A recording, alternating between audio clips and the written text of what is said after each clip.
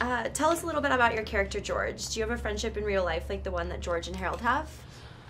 Do I have a friendship in real life like the one that Harold and George have? Yes. You know, I think everybody needs a yin to their yang. I definitely have one.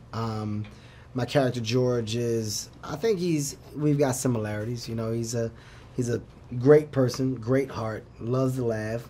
Imagination is through the roof. He's a great storyteller. These are all things that I have. He can also play too much at times and not know when to pull back, and that's a quality that I have as well. So I can say that all around the board, I think all arrows and T's are crossed and I's are dotted that would say that we're very, very close. And shouts out to my guy Harry. That's my yin to my yang, my guy. Were you familiar with the book series prior to being cast? What was your first reaction to the script?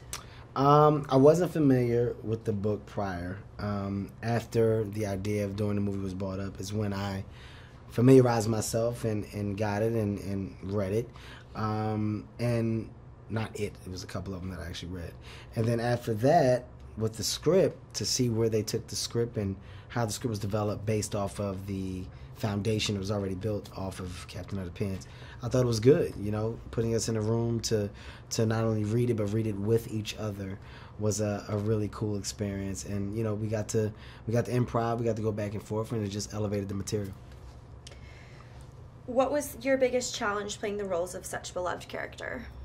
My biggest challenge, you know, the biggest challenge is making sure that you stay in that kid space throughout the whole thing, because you're going in, then you don't come back in for like another 2 months, and then you got to remember the tone that you had and where you were, then you got to leave again and you come back in another 3 months.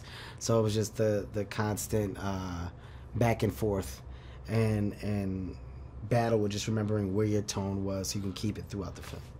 Were you able to improvise any of your lines? Yes, I improvised a lot of my lines. I don't think you can have me in any project and not allow me to throw some Kevin in there every now and again. The power of friendship is a central theme in the film. What do you think parents and kids can take away from the movie? You know, parents and kids. For one, I think just support. You know, when you have a kid that uses their imagination at the level that these two kids do, you should just applaud it. You know, you should embrace it.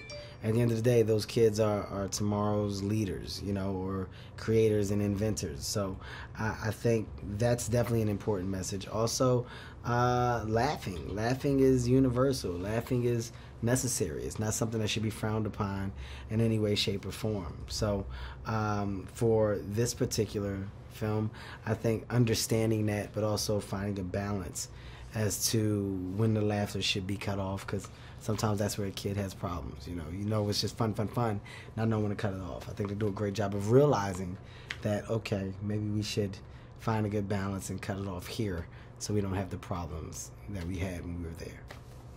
And last question, do you like to play pranks on your friends and family? I don't like to play pranks. I love to play pranks on friends and family. I am a prankster. Even at the age 37, I'm still willing to have a good prank every now and again. Nothing is funnier to me than putting people in uncomfortable situations. As you get older, the pranks get better, and I can now afford to do amazing pranks, like take people's tires off their cars and not tell them. They come out and their car's on cinder blocks and say, all right, well, I'm going to leave. You got to figure this out. And let them figure out that their car tires are in the trunk. Things like that. We're very silly when we do movies. Very, very silly, but it's fun. Hey, Lisa here. Now, keeping with animation, did you know that the movie Iron Giant almost became a musical? It eventually became one criminally underrated sci-fi story, but anyway, Iron Giant was almost a musical from The Who's lead guitarist, Pete Townshend. Now, Townshend had been working for years on an adaptation of the same novel upon which the movie was based, The Iron Man, planning a concept album to be released alongside it. His producing partner thought animation might be better and successfully pitched the story to Warner Brothers, with Townshend staying on to executive produce. Interesting. Now, have you seen The Iron Giant? Would you have seen the musical if it eventuated? Let me know in the comments below, and remember to subscribe to our channel to keep up to date on all things animation.